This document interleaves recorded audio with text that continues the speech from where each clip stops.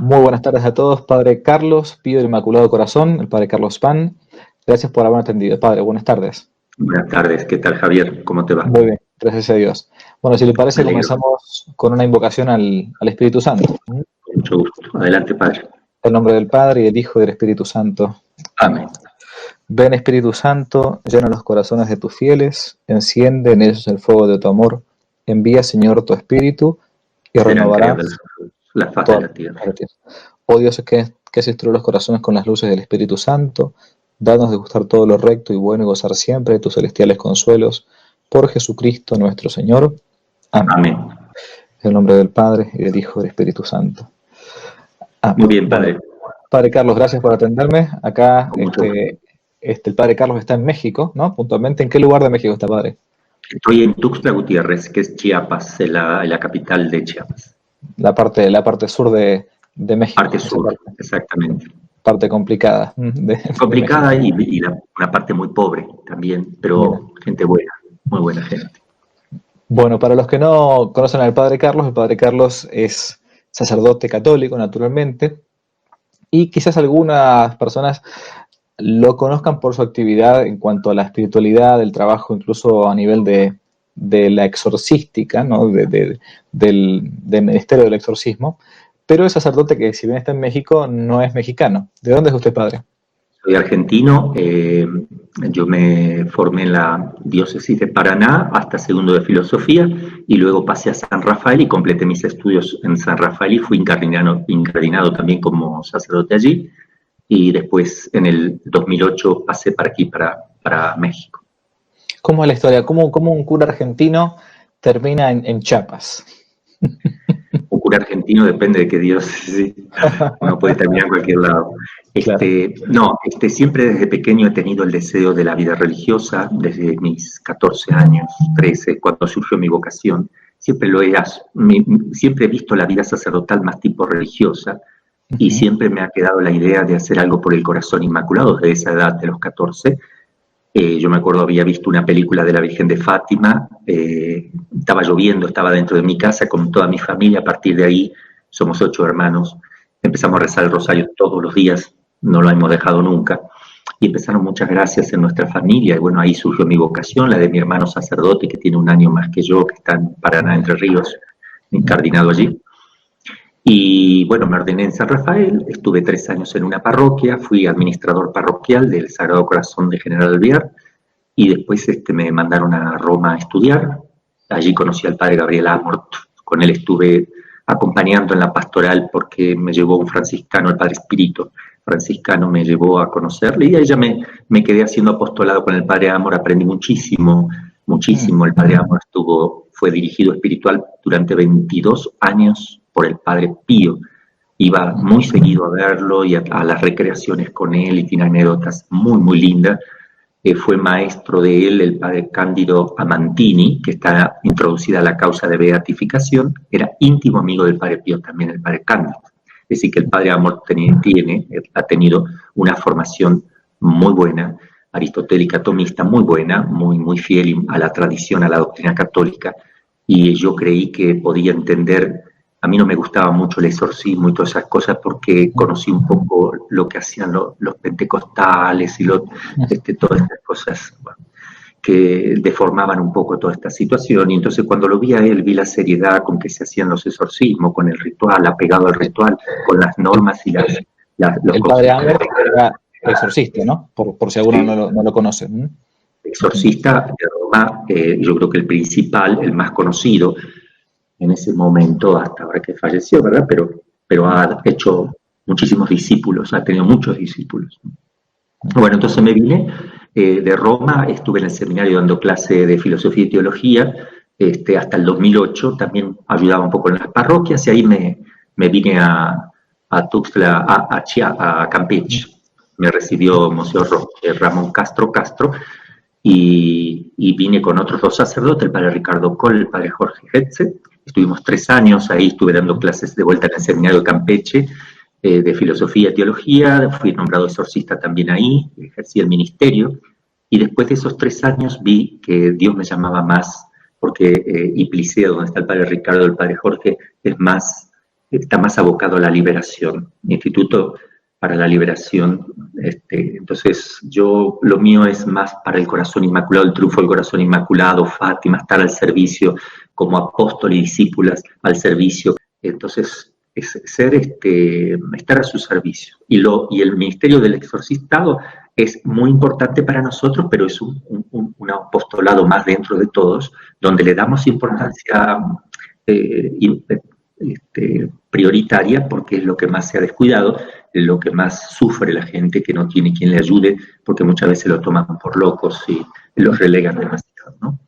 Ujú. Eso es un Hay muchas palabras que quizás no todo el mundo comprenda, ¿no? Liberación, exorcismo, para hacer un poco una especie de catequesis, ¿no?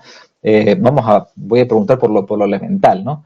A ver, padre, en el siglo XXI, ¿realmente todavía la iglesia sigue creyendo que el demonio existe? Y que si existe, puede llegar a poseer a una persona que no hizo nada malo, ¿no? ¿Realmente todavía la iglesia cree en esto?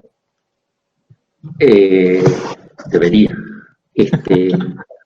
Mire, yo veo algo que es muy importante, qué es lo que ha sucedido con la iglesia. Es un estudio, yo tengo un manual que estoy escribiendo sobre todo el exorcistado, yo estudié psiquiatría, psicología, me estudié el DSM-5, que es el manual de psiquiatría para la psicología, es el manual diagnóstico y estadístico de los trastornos mentales, y he trabajado con muchos psiquiatras, he dado clase a más de 100, entre psicólogos y psiquiatras. En Campeche estuve un grupo muy grande de 100 médicos, donde vimos antropología filosófica, teológica, vimos un poco el Tratado de las Pasiones de Santo Tomás, para que los psiquiatras y psicólogos tengan un conocimiento un poquito con una filosofía sana, porque ellos no tienen filosofía, entonces no saben cómo, ni siquiera entienden al hombre. Ni siquiera, porque si lo entendieran y lo conocieran filosóficamente y teológicamente, harían mucho más bien a las personas, ¿no? No seríamos considerados un animal más desarrollado que los otros animales, sino que nos entenderían como un ser que está por encima del animal, una naturaleza superior, ¿no? Que tenemos alma, tenemos espíritu y dos potencias espirituales, el entendimiento y la voluntad. Bueno, yo creo que pasó lo siguiente. Después de la Revolución Francesa, que hubo un gran descalabro a nivel mundial, con pensamientos, ideas totalmente turbias y erradas, empezó el cientificismo, el naturalismo, las ciencias positivas. ¿Qué pasó con la filosofía y la teología? Se la fue considerando como no ciencias, o al menos como ciencias de última, o pseudociencias. No le consideraban a la filosofía como ciencia, y por tanto todo lo que son las ciencias positivas y naturales tenían el primer lugar, positivas. Y la filosofía y teología no eran vistas de esa manera. Entonces eso empezó, y aparece la psiquiatría y la psicología, que querían explicar todo lo que le pasaba al hombre. Como esto surgía con una fuerza muy grande, parecía que esté todo se explicaba desde el punto de vista científico natural, ¿no? Teología y filosofía fuera. Y entonces empezó a entrar como un complejo en la iglesia, sobre todo los pastores, que cuando uno hablaba de un poseso, entonces querían darle una explicación psicológica y una explicación psiquiátrica, exagerando un poquitito, porque los médicos no son quienes tienen que ver si es un poseso, ¿no? El psiquiatra tiene que ver si entra dentro del cuadro que él conoce, lo que está sucediendo con una persona, si le encaja en una de las enfermedades que ellos conocen, para darle una solución. O si no escapa, si escapa todas ellas, tiene que decir no sé lo que es, ¿verdad? Los psicólogos lo mismo. Cada uno en su campo, pero no son ellos los que tienen que decir esto es una posesión, eso lo tiene que decir la iglesia. El que tiene la ciencia teológica tiene la capacidad de decir acá hay un poseso. Entonces, él puede acudir a las ciencias auxiliares, en este caso la psiquiatría y la filosofía, pero no cualquier psiquiatra y cualquier filósofo, sino el que tenga una formación filosófica y teológica, que considere al hombre como un ser espiritual, si no, mejor ni le consulte, porque ahí vienen los problemas después. Luego aparece una ciencia llamada la parapsicología, donde no es ciencia, sino una pseudociencia. ¿Qué es una pseudociencia? Es una bolsa de gatos donde meten todos los problemas, pero no explican partiendo de principios ciertos, no llegan a conclusiones no llegan a conclusiones ciertas partiendo de sus propios principios porque no tienen. Por ejemplo, la ovnilogía o la ufología, que es el estudio de los ovnis, que es un ovni, un objeto volador no identificado. Esto va dentro del estudio de los ovnis. Pero cuando se sabe qué cosa es, ya deja de ser objeto de esta ciencia. Por tanto, nunca tienen algo estable para estudiar. Simplemente meten en una bolsa. Eso es pseudociencia. Entonces, con la ovnilogía es un ejemplo muy práctico para llevarlo después a la parapsicología. La parapsicología mete todas las anomalías que se puedan meter, todo lo que psiquiatría y los psiquiatras y los psicólogos no saben, que lo mete él adentro y trata de dar una explicación desde el punto de vista de una pseudociencia. Pero en realidad ellos, si están metiendo todos los problemas en esa pseudociencia, cuando saben lo que es, la deben derivar a su ciencia correspondiente. Si ven que es un problema psiquiátrico, no, esto es psiquiátrico, se lo tienen que dar al psiquiatra, esto es psicológico, se lo tienen que dar al psicólogo, esto es teológico, se lo deben dar al sacerdote. Entonces es una pseudociencia porque él no va a dar ninguna explicación, ni va a dar solución, ni llegará a conclusiones ciertas a partir de los principios. No sé si les he dicho algo. Entonces vino toda esta vergüenza y hay un teólogo, Conrado Balducci, muy bueno porque él estudió filosofía y teología aristotélica tomista, tiene una buena formación, pero él escribió varios libros, El demonio existe, Tratado de Demonología. Él mismo dijo, porque yo lo he escuchado en Italia hablando por televisión, nunca él ha tenido un caso de posesión, ni siquiera ha visto un caso, solo es un teólogo que habla en abstracto, a partir de principios nada más. Pero él tiene dos errores que son muy graves. Uno es que acepta la parapsicología como una ciencia, primer error, y ahí crea una gran confusión, entonces todos dicen así, esto es parapsicológico, como sacándose de encima los problemas. Y esto es grave, porque si nosotros estamos considerando que es ciencia, siempre vamos a tener problemas, no le vamos a ayudar a la gente así, ¿no? Y otro tema que él pone es que dice ahí que cuando uno tiene un maleficio que le han hecho por brujería, etcétera, uno de magia negra tiene que ir a consultar a alguien que tenga magia blanca para que le quite eso. No, eso no es así. No hay que ir a nadie, porque tanto la magia negra como la magia blanca, siempre lo mismo, son dos cabos distintos de una misma pinza, digamos, siempre está bajo el influjo del mal, digamos, ¿no? Entonces creo yo que este es el problema, el no poner las ciencias en su lugar, que ha creado esta confusión. Pero gracias a Dios, a partir de Juan Pablo II y después de Benedicto XVI, han restablecido todo este tema de concursos de formación. Yo estando en Roma los veía, todo el esfuerzo que se ha hecho con los legionarios. En el colegio de los legionarios se hacían ahí los cursos de formación y le han dado muchísima importancia y por eso se ha levantado ahora todo este tema, está siendo más respetado y usado como debe ser. Creo que se ha hecho mucho bien. Y una persona puede estar posesa por algo malo que hizo o pude yo no haber hecho ninguna cosa mala y lamentablemente sentirme, bueno, de algún modo víctima de una posesión, de una obsesión. Es decir, puedo recibirlo de modo de arriba, digamos, porque alguien hizo algo antes respecto de mí, un trabajo, como a veces le dicen, o necesariamente yo tengo que haber hecho algo voluntariamente, como el juego de la copa, la ouija o esas cosas. Uno puede quedar poseso por no haber hecho nada, justamente porque no hace nada. Es decir, una persona que que es un ente, que no evita el mal, nada más, no hace el bien, en ese sentido, una persona que se deja estar. El problema está aquí, que desde el momento que alguien vive como si Dios no existiera, está ya totalmente expuesto. No quiere decir que vaya a quedar proceso, pero está expuesto. ¿Qué quiere decir expuesto? Que si llueve y hace frío y te mojas, estás expuesto a una neumonía. No quiere decir que te la vayas a agarrar, pero estás expuesto, están todos los elementos expuestos. Entonces, una persona que vive en gracia, de oración, una persona que vive de verdad su vida espiritual, es muy difícil que el demonio le pueda hacer algo. Una persona puede hacerle un maleficio, pero tiene que pasar por tres cosas. Que lo haga el maleficio, que lo sepa hacer, que el demonio lo quiera cumplir, porque el demonio es mentiroso e incumplidor muchas veces, y le hace mal a la persona que lo quiere hacer. La primera afectada va a ser la persona que busca hacer el mal, esa va a ser la primera persona. Y tercero, que Dios lo permita.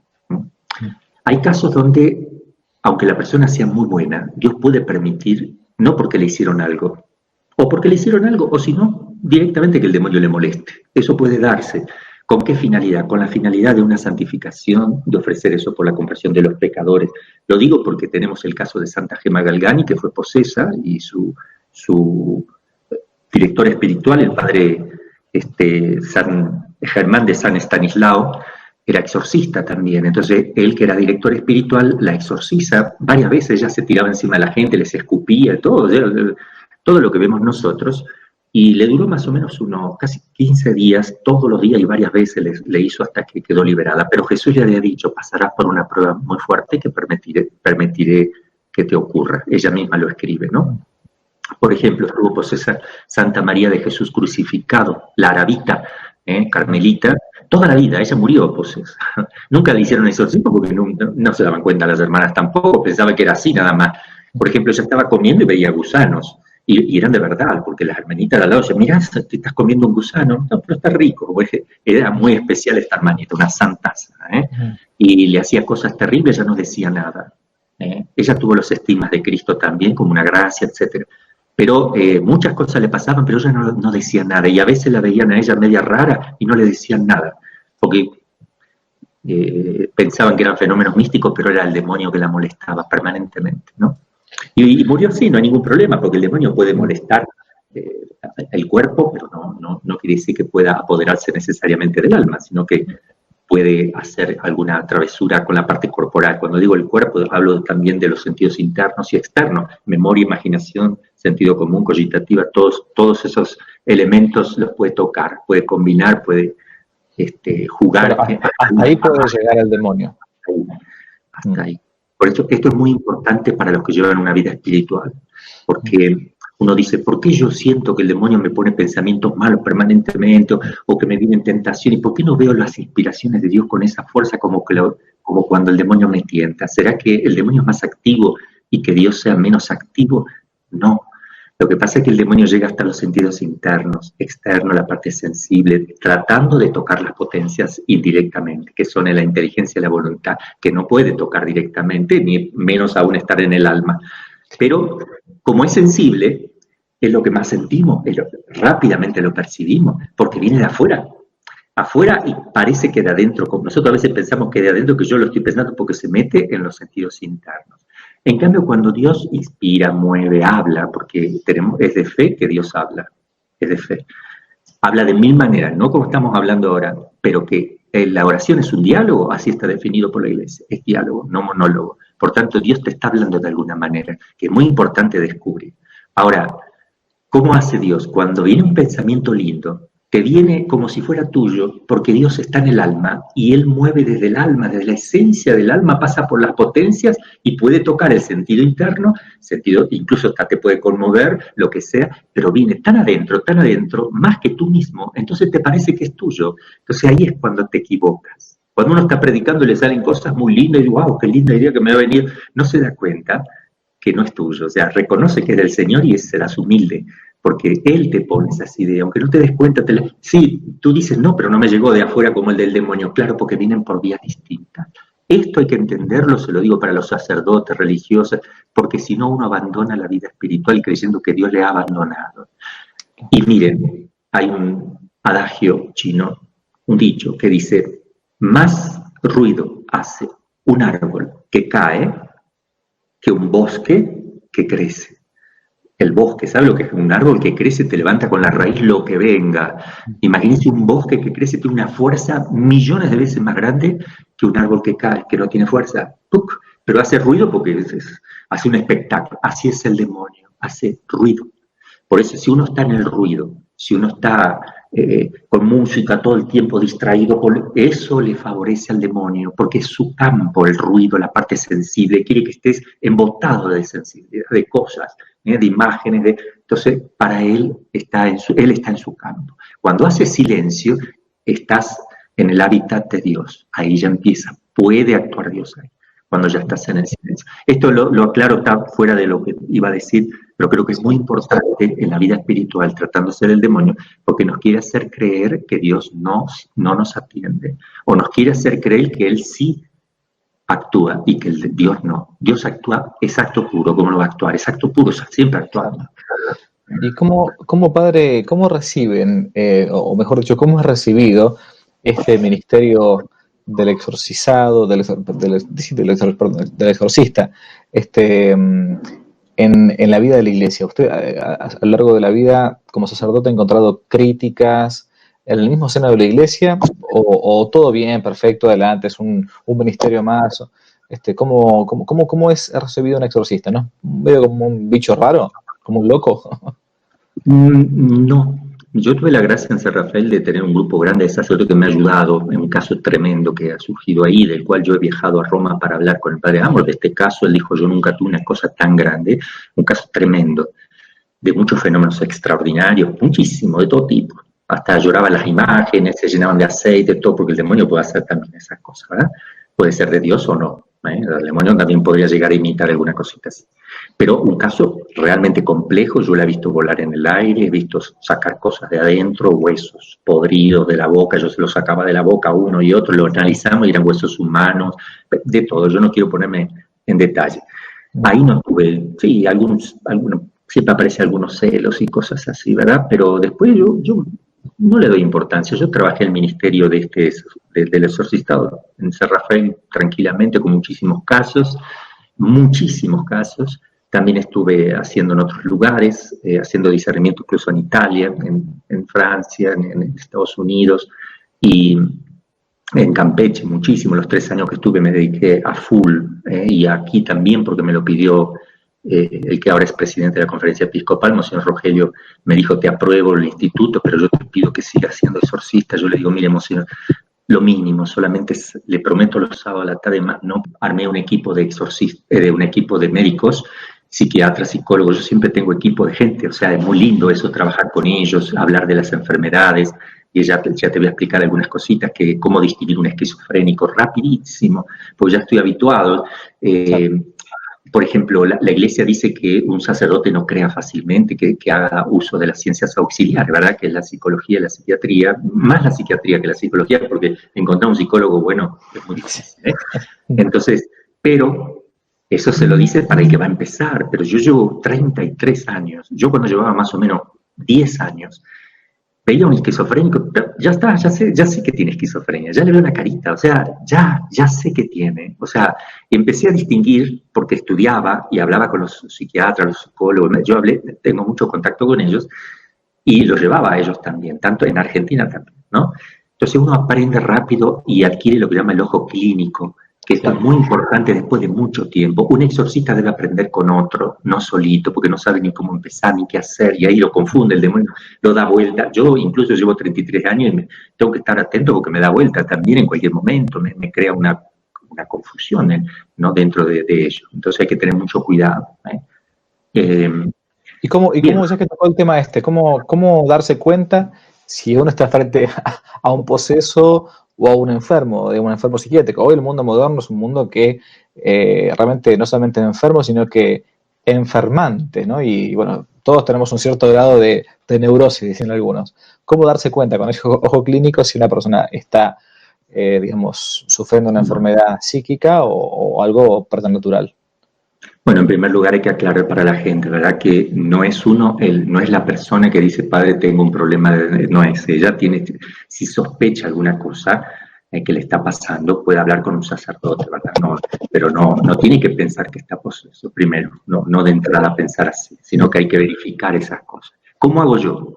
A ver, ¿cuáles son las enfermedades que se pueden confundir con la posesión según los psiquiatras? O sea, yo les voy a decir, cuando un psiquiatra, si llega a ver un poseso, supongamos que el poseso va directamente a un psiquiatra, o el que tenga una vejación, que es otra cosa, no es cuando el demonio ya lo toma con toda su facultad, sino que tiene molestias en el cuerpo, cuando uno le hace oración, vomita, tiene ciertas cositas que le pasan. Y también la obsesión diabólica son pensamientos totalmente desproporcionados, que no es el TOC, trastorno obsesivo compulsivo, que es otra cosa. Entonces, por la temática uno se va dando cuenta.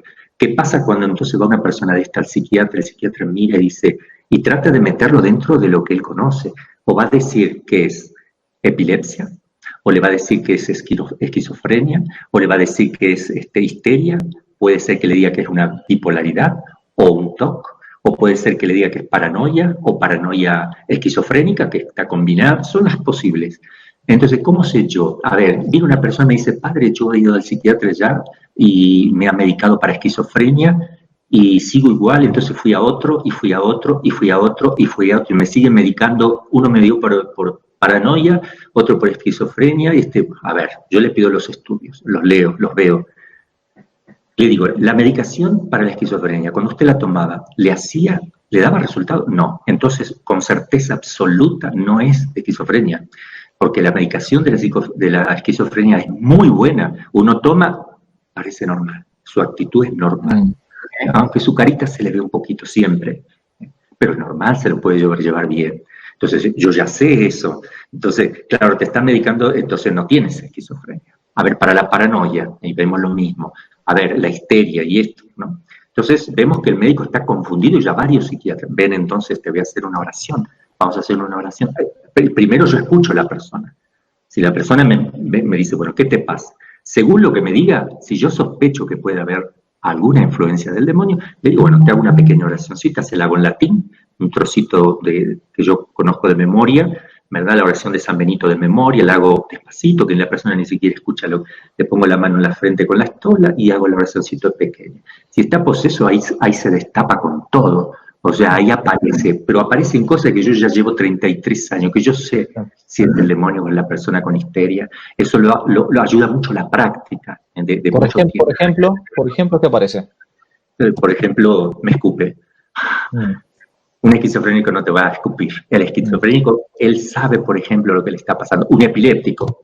Hay dos tipos de epilepsia, la larvada y la epilepsia convulsiva. La epilepsia convulsiva requiere siempre una lesión cerebral. Entonces viene una persona y dice, ¿qué te dijo el psiquiatra? Que tengo epilepsia. ¿Te hizo los estudios computarizados del cerebro, una tomografía? Sí. ¿Encontró lesión? No. Entonces no tienes esquizofrenia. No tienes, con certeza total, tiene que haber alguna lesión, si no es otra cosa. Eso nosotros lo conocemos por lo que estudiamos de psiquiatría, ¿no? Y si no, puede ser una epilepsia larvada, que es aquella que no es convulsiva, pero que tiene los síntomas del comportamiento de una persona epiléptica. Entonces, como yo conozco el comportamiento de un epiléptico, yo sé si es un epiléptico el que está reaccionando a eso o no. Si me habla con otro idioma, si cambia la voz, si me escupe, si empieza una temática con una lógica que no sale de esa lógica, o sea, la lógica es perfectamente teológica. Yo me doy cuenta que no estoy hablando con una persona que imita ni con un loco. El loco puede hablar del demonio, puede salir con otra cosa que es incoherente, que no va con la lógica permanentemente. Después el uso del agua bendita, de las cosas sagradas. Yo pruebo con un agua bendita y pruebo con un agua que no es bendita, con los mismos recipientes, son iguales, pero yo sé que a la mano derecha tengo uno, a la mano izquierda tengo otro. Tengo muchos elementos para discernir cuando dudo. Eso lo hacía más al principio. Ya después de 15 años, ya directamente no hago esa porque es muy claro para el que está metido en este asunto, que lee, trabaja. Es la experiencia que tiene uno. Y que tengo los psiquiatras al lado, los psicólogos, yo los hago salir, y hablo con ellos, vemos, padre, no, hasta ellos, a veces yo digo, no, esto no veo que sí, padre, esto sí, me parece que sí, que sí te parece, sí, vamos a volver a insistir, vuelvo a hacer otra oracióncita, pero lo que hacemos cuando viene una persona así, lo que debe hacer un sacerdote, a ver, viene una persona, le vamos a traer una persona que creo que tiene el demonio, no se asusten, no, el demonio, él tiene miedo de nosotros, en primer lugar, es al revés, y si nosotros le tenemos miedo a él, entonces él toma coraje, tiene fuerza, se levanta él con una fuerza impresionante. No tenemos que tener miedo. Viene y algunos dicen, qué caso raro, no, llévenlo al psiquiatra. Sin haberlo visto, sin haberlo atendido, uno es pastor. O sea, él necesita una ayuda espiritual, tenga posesión o no, o sea, un loco. El loco también necesita que lo atiendan, un esquizofrénico necesita que lo atiendan, que le hagan una pequeña dirección espiritual, que le hable a la familia, que lo acerquen a los sacramentos. Yo los hago confesar a todos. Le digo, bueno, ustedes van a venir, primero lo atienden mis secretarios, que uno es psicólogo, el otro es psicopedagogo, son los que atienden las llamadas y le dicen, bueno, mire, le mandamos una hojita ¿Qué tiene que hacer antes de venir a atenderse con el Padre? Una confesión general de todos sus pecados. Durante un mes entero tiene que estar rezando el rosario, ir a misa, todo eso le exigimos para que yo lo pueda atender por primera vez y dejar la vida de pecado. Porque todos quieren que me atienda el exorcista. Bueno, haces y yo te atiendo, pero no te aseguro que te vayas a ser un exorcista. O sea, hay todo un protocolo, entonces, que es importante que la gente lo tenga en La cuenta. persona, cuando viene, después al mes viene y no habla conmigo, habla con el psiquiatra, después habla con el psicólogo, que ya conocen la posesión, han estado conmigo mucho tiempo, ya me conocen, a mí conocen todo. Ellos hacen el primer filtro, entonces hablan, le piden los documentos, a ver qué te dijo el psiquiatra, lo hacen ellos. Después que dice el padre, este sí, me parece que sí, es para que lo atienda, ¿ok? Este también, ellos me lo filtran. Ahí recién llegan. Cuando llegan, les pregunto si han cumplido con la vida espiritual. Yo tengo una ficha de los médicos, ahí lo leo, perfecto. Le pido que me explique ahora personalmente a mí qué le sucede, pero están también los psiquiatras, los psicólogos y el equipo de gente que tengo para sostener, ¿verdad? Que hay mujeres y varones, según si es mujer o varón el que atiendo, son los que sostienen, por pudor.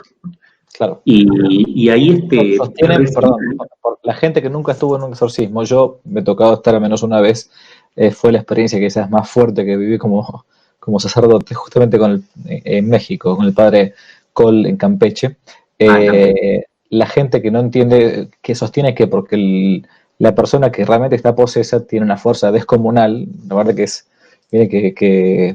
la verdad que nunca había visto algo parecido. Y la verdad se los digo en la cara, medio, ¿qué será esto? ¿No? Así como sacerdote, le soy franco. Y fue un crecimiento en la fe enorme tener esa experiencia. Y yo estaba presenciando simplemente el exorcismo. Lo único que hice en ese momento fue leer el Evangelio que me pidieron como sacerdote.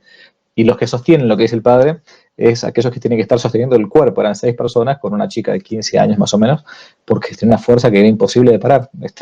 Por eso lo que él dice que eran mujeres o varones, en ese caso eran mamás, la mamá de la chica y su hermana, era porque tiene que tenerla en todo su cuerpo, ¿no? Entonces, es eso. Está bueno que usted plantee esto, padre, porque a veces la gente cree que, cuando uno va al cura, a un exorcista, de entrada la iglesia va a decir esto está endemoniado, lo que sea. Entonces, no, hay un montón de razones prudenciales y Esto que hacemos, este filtro, esto es muy importante que lo sepan también, porque nosotros hacemos estudios científicos. El exorcismo es un sacramental de la iglesia. Da lástima que el sacramental más importante no se lo estudia en los seminarios, los sacerdotes no tengan ni conocimiento de eso.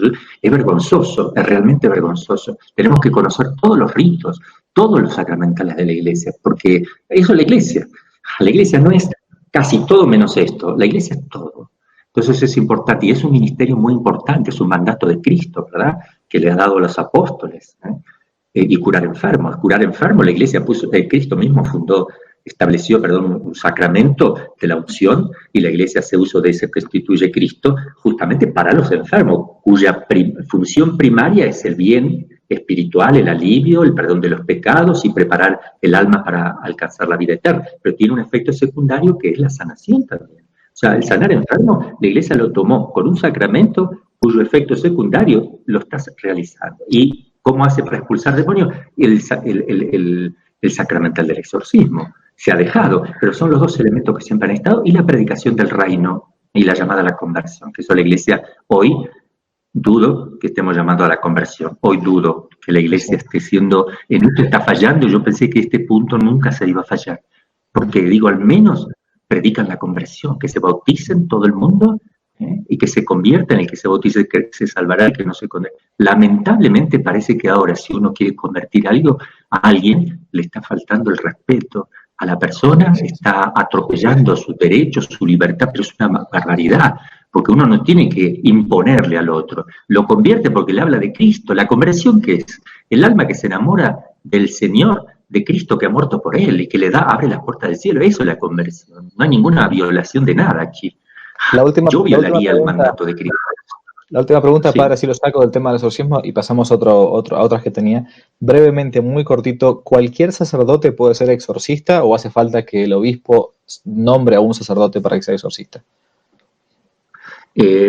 La iglesia distingue dos cosas. El exorcismo solemne, que solamente lo tiene el obispo por ser obispo, y el obispo solo, por ser obispo y tener él el poder, lo puede delegar a quien él quiera. Entonces, para hacer este exorcismo solemne, ¿qué significa? Que lo haga la iglesia a través de uno. Es la iglesia, es el poder mismo de la iglesia. Para que eso se produzca y de verdad sea el poder de la iglesia y no sea una imitación, tiene que ser con permiso expreso por escrito o cada caso también de palabra del obispo. Pero uno puede, sin el permiso ese, puede rezar por las personas. Hacer un Padre Nuestro es una oración de liberación. Líbranos del malo, del malo. Cualquier cosita que uno rece pidiendo que se aleje de una persona el demonio y que Dios le habite en su corazón, que se alejen los males, etc. Eso es un exorcismo en sentido genérico, pero no es el exorcismo solemne. Mejor llamarle, para no confundirlo, se le suele decir oración de liberación para que no se crea que es un exorcismo. Esa palabra la usa la iglesia con el nuevo ritual, pone oración de liberación para que uno haga en su casa y tiene en el ritual del exorcismo para que uno, la persona afectada y los familiares tengan para rezar en su casa, oración de liberación, letanías y todo pidiendo la liberación de la persona. Es decir, la iglesia acepta ese lenguaje. Para nosotros es un poco duro, feo por la teología de liberación, nos queda una cosa media fea en la cabeza, ¿verdad? Pero es una manera de usar esa palabra para no confundir del exorcismo en general y no confundirlo con el solemne. Perfecto, ¿okay? Clarísimo. Bien, nos alejamos un poco ahora de la temática del exorcismo, nos alejamos un poco totalmente del demonio. Vamos a otros temas que yo tenía preparados. Últimamente han circulado algunos de sus sermones acerca de la actual situación en la iglesia, sobre todo respecto al tema del coronavirus, los sacramentos, de por qué uno no puede ir a misa. ¿Por qué cree usted que sus sermones causaron tanto revuelo en muchos lugares? La verdad que yo también me preguntaría por qué. Nunca me imaginé que esto iba a ser así. ¿Será que nadie dice nada? ¿O son pocos? ¿Qué hice yo? Leí el código y el catecismo. Y lo expliqué. ¿Qué fue lo que dijo? ¿Qué proponía? Hablé de lo que es el laico en la iglesia. Es un sacerdote no ministerial, no está ordenado sacerdote. El sacerdocio común de los fieles hacen presente a Cristo a través de sus acciones cotidianas. Por eso son sacerdotes y participan del sacerdocio de Cristo. Ojo que se distingue del sacerdocio ministerial, no de grado, no solo de grado, sino sustancialmente, digamos, son cosas totalmente distintas, ¿no? Pero tienen el sacerdocio de Cristo participado. Ellos son responsables, los laicos, como iglesia. Dios le va a pedir cuenta, le va a decir, a ver los talentos si lo has reproducido. Tú tenías que amar a la iglesia, cuidarla, sanar a la iglesia, ungirla con aceite, decir, las llagas que tiene la iglesia por todos lados, ¿qué has hecho por ella? ¿Cómo ayudas a tu iglesia? ¿Cómo defiendes el culto a Dios? ¿Cómo defendiste el culto de Dios? El que me niegue delante de los hombres, yo lo negaré delante de mi Padre. Es decir, preguntará al Señor a los laicos también. ¿Tú me has reconocido? ¿Tú me has defendido? Sí, un pastor no te quería... Él erró en su juicio. Tú veías que estaba errado, porque un pastor puede errar. No tiene la infalibilidad, puede errar en su pastoral. No hay ningún problema. Eso lo sabemos, todos podemos errar. Entonces, que un laico vea, pero acá Monseñor a lo mejor no se da cuenta. Yo voy a ir a hablar. Voy a escribirle, a ver, Monseñor, por favor, tiene total derecho. O sea, porque los obispos están al servicio de los laicos. Los sacerdotes también están al servicio de los laicos, de la iglesia, pero de los laicos también. Ellos tienen derecho a ser asistidos por nosotros. Entonces, se creó un clima que parecía que si un laico levantaba el dedo para hacer una pregunta, lo tachaban de desobediente, de crear confusión en la iglesia, de soberbio, de maleducado. No, por favor, eso creo que es importante. Entonces yo leí el Código de Derecho Canónico, leí el Catecismo de la Iglesia Católica, los puntos donde habla de la importancia que el laico, ¿verdad?, tenga libertad en la iglesia para actuar también. Y hay que obedecer, dice el Catecismo, a Dios antes que a los hombres. Y yo estaba viendo que la iglesia, en general, no en todas partes, pero sí en general, como que se estaba supeditando, bajando la cabecita demasiado al gobierno político. Entonces hay que tener cuidado, porque la iglesia es autónoma, la iglesia está por encima, la iglesia tiene realidades que trascienden lo temporal. Deberían ser los políticos, los gobernantes, que le dicen a la iglesia, recen, aclárennos, háblenos de la fe, háblenos de la vida eterna, en este momento denos algo que nos asista, porque nosotros no sabemos, los médicos hacen lo que pueden, pero no somos Dios. Pero parece al revés, como que la parte humana es la que da la última respuesta en una situación de crisis. No, siempre lo dio la Iglesia. En situación de crisis siempre la Iglesia levantó la bandera, siempre la Iglesia fue adelante, hasta tal punto que ahora Donald Trump dicen que es el número 1 de la lucha contra el aborto. El número 1, y la Iglesia no es el número 1, no fue nombrada. No fue nombrada, no se escucha. El número 1 en defender la ideología, en no permitir el ingreso ni que se propague la ideología de género. El número 1 también en luchar contra el marxismo y el comunismo. Claramente lo rechaza y habla del nuevo orden mundial. La Iglesia, ¿dónde está? Ya, la Iglesia, perdón, yo dónde estoy. Nosotros como Iglesia, pues yo no le echo la culpa a ningún obispo en concreto, Yo simplemente digo, nosotros como Iglesia estamos fallando, tenemos que ser la número 1. Entonces, eso quise explicar, que tenemos que dar la vida por Cristo, tenemos que estar dispuestos a morir sin miedo. Todos vamos a rendir cuenta. Yo me gustaría entonces, cuando yo di este sermón, se enojaron algunos un poco. Yo digo, bueno, yo en conciencia hablé. Me gustaría que escuchemos, si es posible, al cardenal Juan Sandoval Íñiguez, que él habló justamente de esto, porque le llegó también a él cartita de los laicos que con mucho respeto y cariño pedían que por favor se viera la manera de poder acceder, aunque sea, o sea, que hagan un esfuerzo nada más, pero con mucho respeto, con obediencia. ¿Está ahí para pasar ese...? ¿Cómo no? Ahora, ahí lo escuchamos. Muy estimados amigos, me sorprendió la respuesta desagradable, agria, que algunos eclesiásticos dieron a la petición de los laicos. Los laicos pedían poder acercar los sacramentos, poder comulgar, poder asistir a misa. Y algunos eclesiásticos, presbíteros, párrocos, monseñores, un arzobispo y hasta un cardenal dieron respuestas un poco agrias. Los tacharon de desobedientes, transgresores de la ley. Entonces no han transgredido la ley, pidieron a las autoridades legítimas, que son los obispos, y causantes de divisiones, los que crean confusión, faltos de visión eclesiológica, ¿no? Ya sacaron la palabrita esa, pues vale mucho, ¿verdad? Sacramentalistas, si no han comulgado, por amor de Dios, en tres meses casi. Necios, eso les dijeron, necios, tercos, faltos de formación, pueblo desobediente, pueblo soberbio, el de México, así lo catalogaron algún monseñor por ahí. Son las ovejas que quieren mandar a los pastores. No, si no están mandando, están pidiendo. No están disponiendo, ellos están pidiendo. La mala intención de ir desgastando a la jerarquía. Hasta eso le encontraron una mala intención. Y poner en tela de juicio la autoridad de la iglesia. Pues si están recurriendo a la autoridad, ¿cómo la ponen en tela de juicio? Los que reniegan del obispo, reniegan de la fe. Ah, sí, renegar del obispo y renegar de la fe son dos cosas distintas. El obispo es un servidor, la fe es lo que Dios nos ha dicho que aceptemos en el corazón y en la mente, es otra cosa. Es una petición muy razonable. Yo creo que el grito de aquellos mártires de los tiempos de Juliano el Apóstata atraviesa los siglos y llega hasta nosotros. Aquellos mártires gritaban, sine dominico no podemos, sine dominico non possumus, sin la Eucaristía del domingo no podemos. Yo creo que permanece todavía en muchos de nosotros clérigos la idea de que los laicos son cristianos de segunda, menores de edad, que no tienen ningún derecho, ninguna voz en la iglesia, y los que así pensemos andamos atrasados.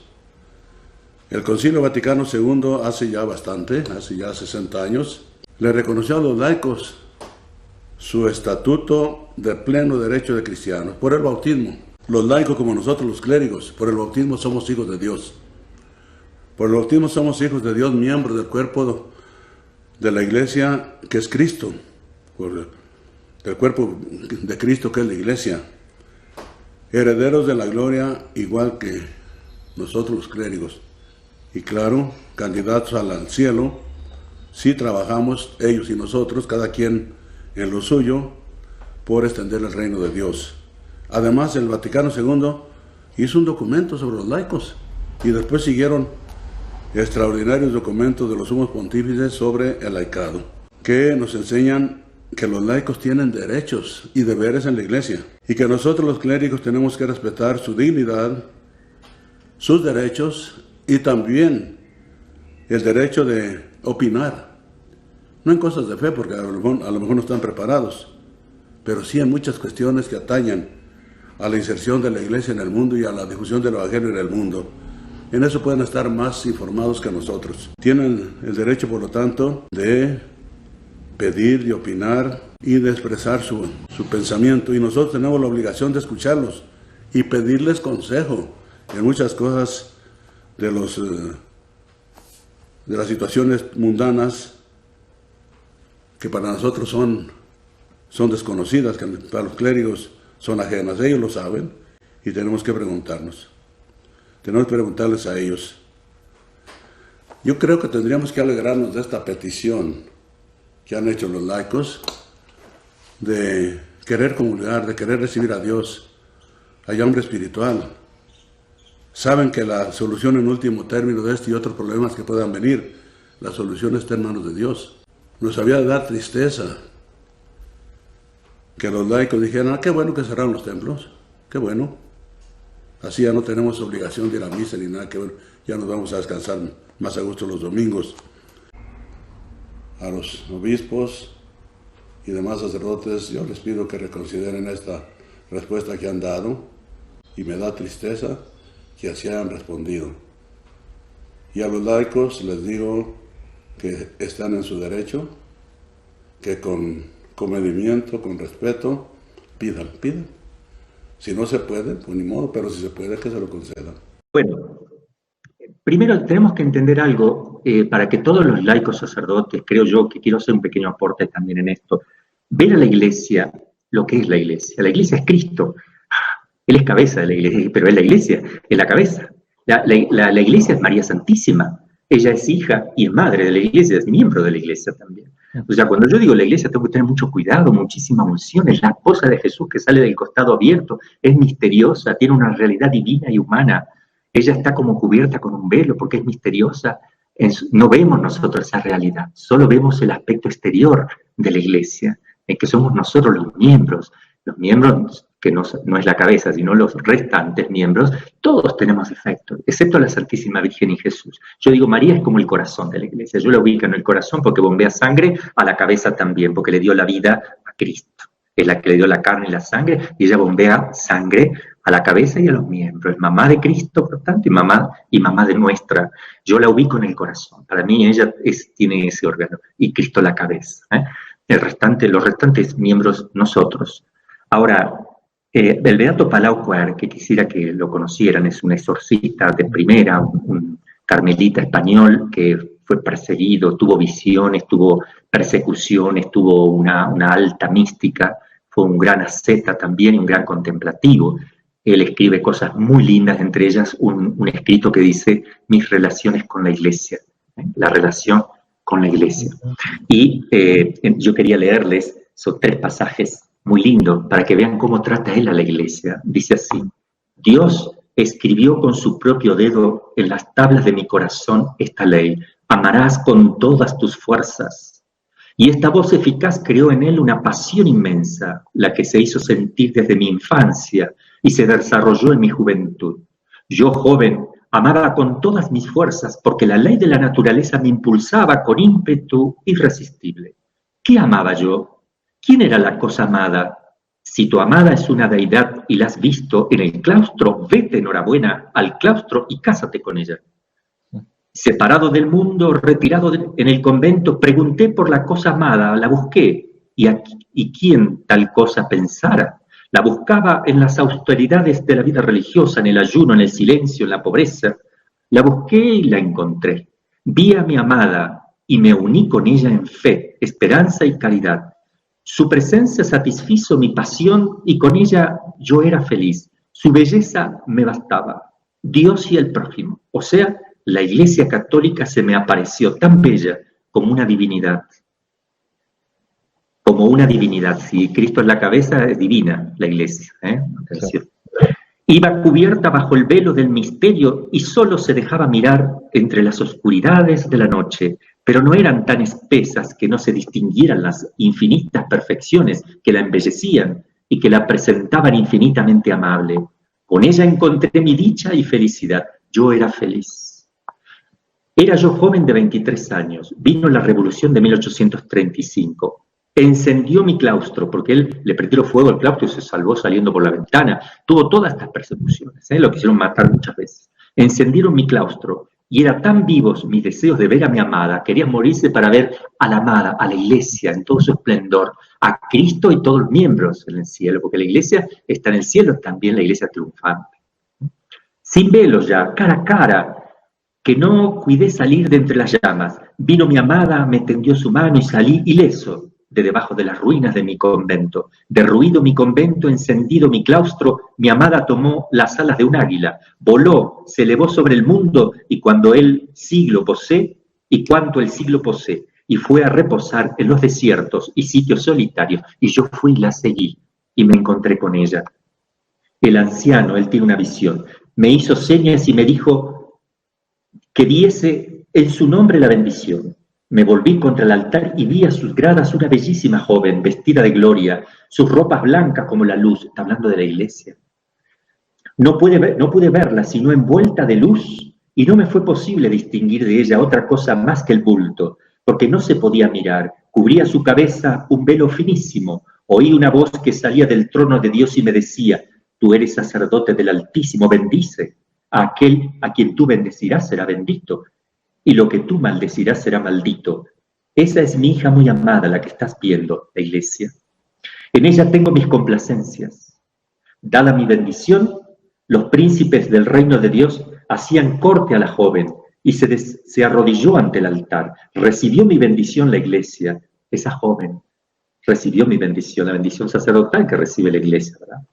Y desapareció toda aquella y daría para servirla 1000 vidas, para estar a su servicio. Con voz fuerte está mi corazón dando gritos allá en sus adentros. Hija del Altísimo, ay, acepta mis sacrificios, escríbeme en el catálogo de tus sirvientes. ¿Qué puedo hacer por ti? ¿A qué poca cosa? Bien, es un lenguaje un poquito también español de esa época, pero muestra a la iglesia como una joven. Él se enamora de la iglesia, el sacerdote se tiene que desposar. Este anillo que yo llevo aquí es el desposorio con la iglesia, ¿verdad? Y también con la Santísima Virgen, que eso, porque le servimos a ella, con Cristo, la iglesia, la Santísima Virgen. Pero nosotros cuando hablemos de la iglesia, por favor, hablamos de los miembros en general y nos incluimos todos. No podemos hablar mal nunca.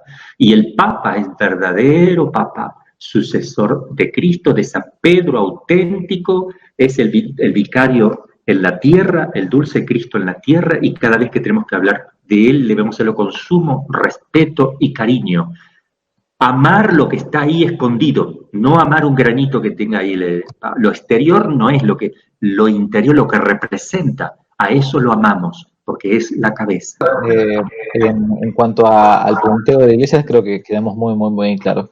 Lo voy a aprovechar un poco más, ya que estamos todavía en línea, y es lo siguiente, que al estar en México, que está en un país que se declara más o menos el 99% católico y 100% guadalupano. Y ese amor que se transmite por la Virgen Santísima, esa devoción al corazón inmaculado de la Virgen Santísima, bueno, creo que es el que debería estar en todos nosotros, los católicos, ¿no? Puntualmente, hay gente que quizás confunde este amor a la Virgen o esta devoción mariana con una especie de sentimiento folclórico o religioso. De hecho, puede haber, yo lo he visto en algunos países, que tanto son devotos de la Virgen Santísima como de San la Muerte, o de digamos, de falsificaciones o de ídolos, ¿no? ¿Cuál es el verdadero equilibrio que uno debe realmente mantener, sobre todo cuando es devoto de la Virgen Santísima, puntualmente de los santos, y también reconocer que arriba de todo está Dios, ¿no? Porque a veces si no se nos puede confundir un poco la cosa. Mira, Javier, yo creo que después de la cristiada, cuando entregaron las armas los cristeros por una falsa interpretación. Hay una cosa muy extraña, que mataron inmediatamente todas las cabezas, se entregó todo al gobierno, el gobierno obligó a la iglesia a meterse en la sacristía, no le dejaban salir, hacer procesiones, ni estar en los colegios, ni enseñar, ni catequizar, solo la misa. Entonces, llevamos muchos años aquí, donde el laico no hace nada porque no puede, se acostumbraron a estar adentro de una sacristía y recibir la misa, y Guadalupe, Guadalupe, Guadalupe, pero se dejó de evangelizar. En los colegios se dejó la presencia sacerdotal, porque no le dejaban dar clases, casi como tenemos nosotros en la Argentina, que uno quiere enseñar catequesis, nada, estaba prohibido eso, hasta hace poco, ¿verdad?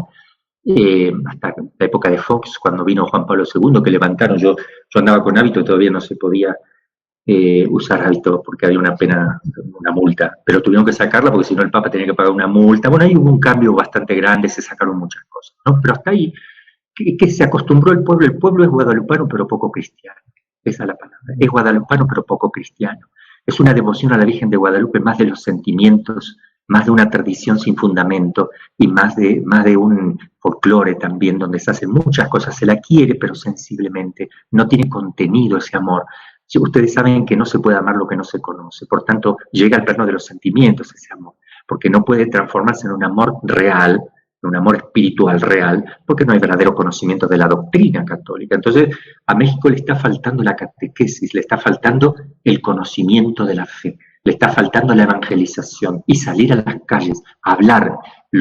Yo veo, ¿no?, con total respeto por todos mis pastores aquí, pero yo veo que les ha influenciado eso, como tienen miedo al gobierno, como que no se animan, porque por ejemplo el tema del aborto, la iglesia de nosotros está mal, tenemos miedo al COVID-19, de morirnos. Morirnos no es un pecado, matar es un pecado. Entonces tenemos que evitar el pecado, que maten niños inocentes, más que morirnos del COVID-19. Porque se había dicho que si tú contagias a otro, pecas contra el quinto mandamiento. Por favor, pecas contra el quinto mandamiento si no haces algo para que dejen de matar a los niños inocentes. Ahí cometes un pecado, porque eres cómplice, porque tienes el poder de hacerlo. Y llevamos cuántos años, no hemos hecho nada. Nada se hizo. A nivel mundial me digo esto. ¿Por qué la iglesia no triunfó con ese punto? ¿Dónde está el poder? ¿Cristo tiene ese poder? Claro que lo tiene. Somos nosotros los miembros defectuosos. Somos nosotros la falencia que tiene Cristo en este momento. Nosotros, porque si nosotros rezamos, hacemos penitencia y ponemos los medios prácticos, vamos a los hospitales, hablamos con los gobiernos, sí se hubiera sacado la muerte. Así como cuando le dicen algo a un judío o a un musulmán y le cortan la cara, le tienen miedo, porque entonces no le dicen nada. A nosotros nos pasan por encima, porque tenemos que ser astutos como serpiente, no solo manso como palo. Entonces ese tema lo tenemos que aprender. Iglesia militante, no vegetante. Son dos palabras distintas. Entonces ese tema es muy importante. Aquí en México la realidad es un poquito así. Tiene gente fabulosa, gente muy buena. Yo tengo gente maravillosa. A mi obispo lo quiero muchísimo, muy buen obispo. Hay sacerdotes muy buenos en todo México, pero nos está faltando aquí ese aspecto de la formación y de la militancia, porque somos sacerdotes que estamos esperando que llegue alguien, pero no salimos en busca de nadie, porque se creó esa tradición aquí, esa idea. Eso creo yo que es la realidad de México. Bueno, voy ya finalizando. Usted ha dicho una cosa que es, cuando se fue a México y todo, fue puntualmente por algo bien concreto, es decir, por seguir un secreto que Dios tenía con usted, ¿no? Es decir, puntualmente esto que Dios le estaba pidiendo en conciencia, ¿no? Y después, bueno, terminó siendo de algún modo fundador de una pequeña comunidad religiosa, ¿no? Con todo lo que eso implica al día de hoy, porque la verdad es que hoy por hoy fundar una nueva comunidad religiosa capaz que no tiene muy buena prensa, ¿no? Sobre todo por los problemas que han tenido varios fundadores en los últimos años, ¿no? Muchas comunidades nuevas en los últimos años tuvieron muchos problemas complicados. Voy a nombrar nada más que uno que es muy conocido de modo mundial, el padre Marcial Maciel, el fundador de los Legionarios de Cristo, justamente mexicanos. Y uno de los problemas fue que en vida ya era idolatrado, como diciendo, bueno, el gran padre fundador, ¿no? Y esto sucedió con otros también institutos religiosos. ¿Cómo hacer, en el caso suyo, para transmitir a los religiosos que un fundador es una persona más que simplemente secundó una gracia para armar algo nuevo en pos del bien de la iglesia y de las almas.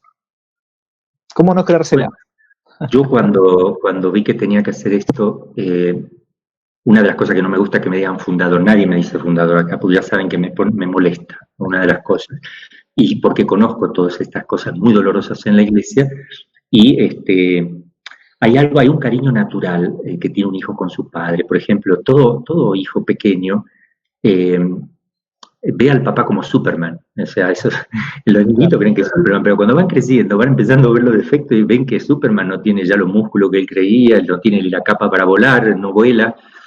Entonces, el papá tiene que enseñarle también un poquito al hijo a ver la realidad, ser un poquito. En eso también tiene que ayudar el papá. El niño no se da cuenta. El papá tiene que enseñar, ¿verdad? Y preguntarle al niño y ver que también él necesita preguntarle cosas. Entonces, sí, ve que él participa, entonces no lo ve tan así. Entonces, una de las cosas que nosotros hacemos es, todo lo pasamos por el consejo de religiosos, tanto de varones como de mujeres, y la tercera orden. Nosotros tenemos presencia en distintos países del mundo, con sus provincias y todo, pero todo se somete a criterios de los consejos. Entonces, en esos consejos yo espero, a mí me corrigen, me regañan, me dicen de todo, a veces se olvidan de darme de comer, y eso me pone feliz porque digo, bueno, no están, yo a veces me enfermo, a veces me tengo que ir, llego y las cosas andan mejor que antes. Entonces eso me pone contento porque digo, bueno, si ellos me llegaran a tener una mirada incorrecta de mí, yo eso lo tengo que responder de la. Padre, muchísimas gracias. Ha sido una placer enorme. Bueno, y yo quería, para terminar, agradecerles la valentía, la claridad, y después una virtud muy olvidada hoy, que es la parresía, ¿no? El hecho de hablar francamente con la verdad, con prudencia y caridad, pero sin temor a aquellos que pueden matar el cuerpo, como dice nuestro Señor, ¿no? Bueno, Padre, si le parece, para terminar, que haga una oración y que nos dé su bendición. Vamos a hacer una oración para que todos los que nos escuchan también nos acompañen. En el nombre del Padre, del Hijo y del Espíritu Santo. Amén. Dios te salve María, llena eres de gracia, el Señor es contigo. Bendita tú eres entre todas las mujeres y bendito es el fruto de tu vientre Jesús.